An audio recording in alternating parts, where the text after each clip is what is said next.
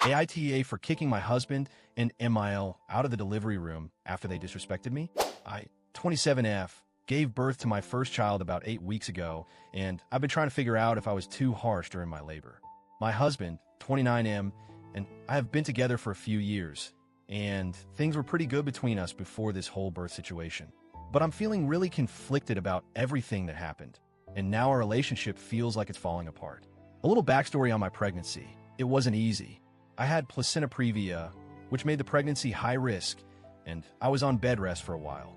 It was a tough few months, but I made it to 37 weeks, and I was relieved to finally be nearing the end of this challenging journey. Now, onto the actual delivery situation. The day I went into labor, I called my mom and told her, and my husband called his mom, MIL, Dan, and I had already agreed that it would just be the two of us in the delivery room, no extra people. I felt strongly about this because I wanted it to be an intimate experience, just me and my husband.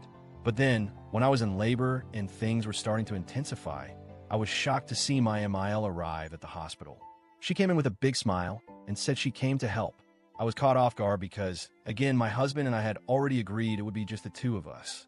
I told her politely that I wasn't comfortable with her being there and explained that it was a decision Dan and I had made together. She wasn't having it, though. She said she'd traveled all this way, so it would be rude to make her leave. At that point, I called my mom to come to the hospital because there's a rule at the hospital limiting the number of people allowed in the delivery room to 2. I figured if I had to have one extra person in the room, I'd rather have my mom there. When my mom arrived, I spoke with the nurses and told them that only my husband and my mom would be allowed in the room. That way, there would be no confusion or arguing about it. My MIL absolutely lost it. She started saying I was excluding her from the birth of her grandchild and accused me of being selfish. She said she'd always wanted to witness a birth, especially her son's child, and I was taking that moment away from her. She made a huge scene, and I was feeling so stressed and overwhelmed.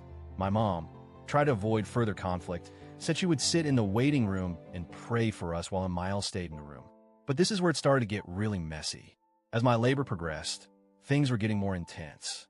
I was doing everything I could to stay calm, but then I saw my husband, Dan, holding his phone and recording me.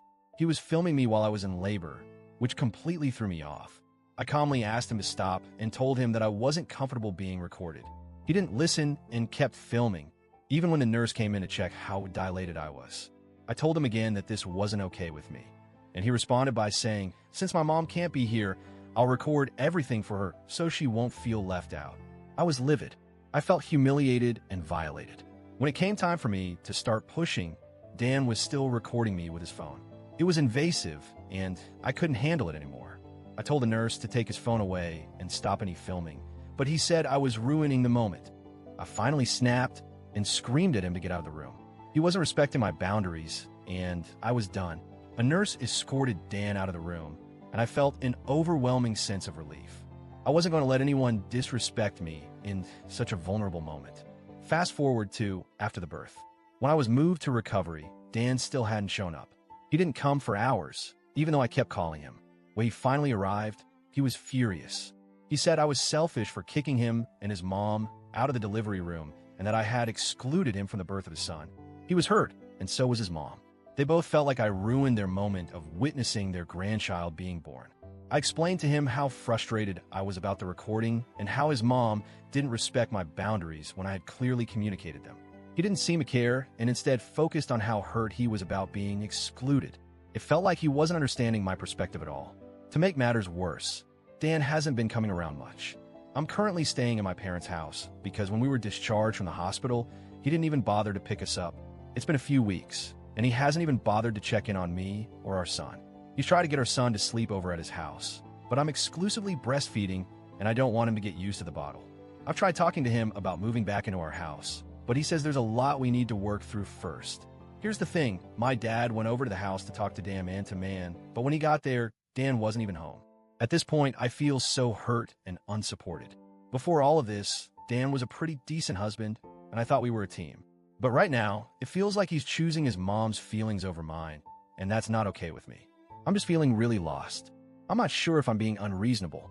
Was I too harsh, kicking Dan and his mom out of the delivery room? Should I have just let things go? I'm honestly wondering if I've made a huge mistake here. AITA for doing what I did.